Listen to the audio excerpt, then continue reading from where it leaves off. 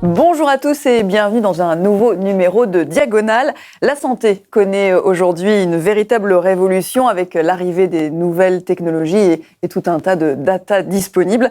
Alors aujourd'hui, nous allons nous projeter dans l'avenir pour savoir à la fois comment nous nous soignerons en 2030, quels seront les progrès de la médecine connectée, comment évoluera l'hôpital et puis à quoi ressemblera bien sûr le parcours du patient de demain. Pour le savoir, sur ce plateau, plusieurs experts avec moi. Un grand merci à tous les trois. Je commence par vous présenter Dominique Pon. Vous êtes directeur général de la clinique Pasteur de Toulouse et vous avez été nommé par le gouvernement pour piloter ce fameux chantier numérique de la stratégie Ma Santé 2022. Et vous êtes donc bien sûr au cœur de toutes ces questions et en particulier ces questions en lien avec la transition numérique et la santé connectée. Merci à vous. Dominique Le Tourneau, vous êtes président de la Fondation de l'avenir qui réfléchit tout particulièrement à l'évolution technologique des pratiques médicales et à l'organisation des soins. La Fondation a notamment créé en 2015 un fonds Avenir Santé Numérique pour financer une chaire pluridisciplinaire autour de l'évolution des usages. Et vous êtes infirmier de formation et professeur, et professeur à la faculté de médecine de Créteil. Antoine Poignant, merci aussi d'être avec nous. Vous êtes consultant du pôle pharmacie santé des Éco-Études, la société d'études des Échos. Et alors vous accompagnez tous les acteurs de la santé dans cette transition numérique. Alors, première question pour introduire cet échange. Pour vous, Dominique Pon, quels sont selon vous les changements peut-être les plus significatifs à venir dans le domaine de la santé ? À mon avis, les changements les plus significatifs, c'est retrouver un système numérique en santé cohérent, parce qu'aujourd'hui, il n'est pas cohérent, il est fragmenté, les logiciels ne savent pas se parler, les professionnels sont un petit peu perdus dans une offre numérique foisonnante et la qualité des soins en pâtit, parce que la transmission des informations médicales autour d'un patient ne fonctionne pas bien. Donc les grosses évolutions que j'imagine pour les années à venir, c'est reposer quelque chose en France de cohérent pour que les professionnels de santé puissent accéder à des logiciels qui communiquent bien entre eux pour bien suivre le patient dans son parcours de santé. Je pense que l'évolution majeure à venir, c'est celle-là. Ouais, on va y revenir bien sûr et que le patient s'y retrouve et que ce soit beaucoup plus simple et fluide pour lui aussi. Dominique Le Tourneau, les objectifs fixés par le ministère de la Santé, est-ce que ça vous semble aller dans le bon sens ? Alors, je ne peux que souscrire à ce que vient d'évoquer Dominique Pon. Ça va dans le bon sens. La seule question qu'on peut se poser, mais pas pour avoir une approche d'emblée défaitiste, au contraire, il faut avoir une démarche volontariste, mais il faut embarquer tout le monde. Il ne faut pas laisser au bord de la route un certain nombre d'acteurs, quels qu'ils soient. Il y a bien sûr au niveau politique, au niveau technique, au niveau des directions, mais l'ensemble des professionnels. Je dis bien l'ensemble des professionnels. Et puis, on ne fera pas sans les patients et sans l'écosystème autour des patients. L'enjeu, il est là. Donc, je suis tout à fait favorable à ce qui est développé. J'aurais même une démarche un peu volontariste, mais je pense que Dominique Pon a bien conscience des difficultés à rencontrer, mais il faut aller dans ce sens-là. Alors, Antoine Poignant, vous accompagnez ces acteurs de la santé, mais quel sera, selon vous, le rôle du médecin si on se projette dans quelques années ? Alors, le rôle du médecin, et en tant que médecin moi-même, chez Connected Doctors, on le voit, en accompagnant les différents acteurs, le médecin est le premier producteur de données de santé.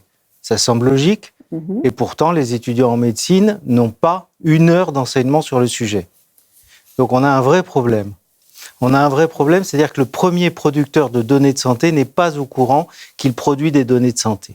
Et ces données vont se mettre dans un écosystème, Dominique Pon l'a expliqué, autour du médecin. Mais est-ce que cet écosystème va être capable de communiquer un petit peu au-delà ? La réponse, malheureusement, est non. Il y a quelque chose qui fonctionne très bien sur les feuilles de soins électroniques, mais si je suis un hypertendu, tout simplement, et que je viens voir mon médecin généraliste, ou que je suis diabétique, par exemple, comme 5% de la population française, eh bien, mes données, c'est-à-dire ma glycémie ou mes données de tension dans mon autotensiomètre, ne vont pas communiquer avec le logiciel du médecin. Un vrai problème.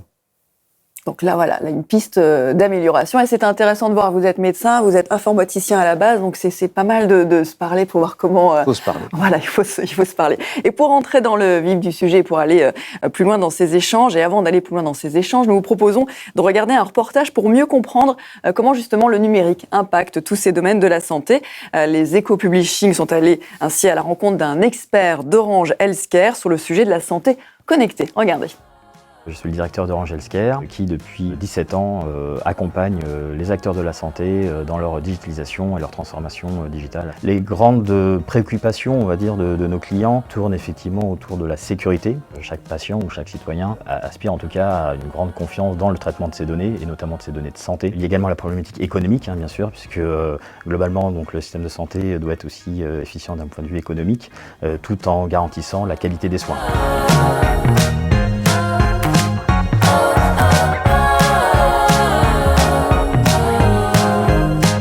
Il y a effectivement plusieurs programmes de modernisation des hôpitaux à l'heure actuelle qui se lancent. Donc l'hôpital de demain, l'hôpital numérique, qui va proposer différents services à la fois aux patients qui viennent dans l'hôpital, mais également aux professionnels de santé. Et donc l'hôpital finalement doit être de plus en plus connecté, permettre la fluidité aussi des informations pour faciliter, optimiser le temps de prise en charge des patients par les professionnels de santé. L'enjeu pour répondre à ces besoins-là, c'est finalement d'intégrer dès la conception des nouveaux bâtiments, des nouveaux hôpitaux, ces composantes-là pour que ce soit le plus évolutif possible. Le modèle de gestion, on va dire, des patients et du traitement des différentes pathologies évolue, effectivement sur un modèle de service, mais aussi on va passer de la médecine curative à une médecine prédictive, et notamment avec l'apport de nouvelles technologies comme l'intelligence artificielle.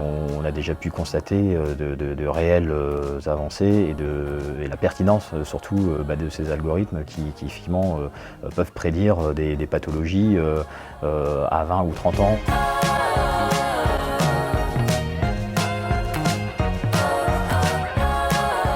Dans le cadre effectivement de l'évolution des pratiques médicales et de la digitalisation globalement de la santé, le patient va devenir de plus en plus acteur et moteur de son parcours de soins. Le principal intérêt et les principales avancées pour le patient sont effectivement de pouvoir avoir accès à déjà de l'expertise médicale à distance, mais aussi de pouvoir avoir lui aussi la vision finalement sur ses données propres. Pour l'adoption de la télémédecine, je pense qu'il y aura toujours des réticences, mais je pense que c'est une solution inéluctable et aussi nécessaire pour répondre aux problématiques de déserts médicaux. En 2030, le principal enjeu, ça va être effectivement l'adoption vraiment au quotidien des solutions numériques à la fois par les professionnels de santé, mais aussi par les patients. Le deuxième enjeu, finalement, ça va être aussi comment garder le côté relations humaines, qui est très très important. Il y a tout l'aspect psychologique qui entre en jeu quand on est professionnel de santé, des patients, qui doit être pris en compte. Et donc ça, c'est un enjeu qu'il ne faut pas oublier dans le cadre des formations des professionnels de santé.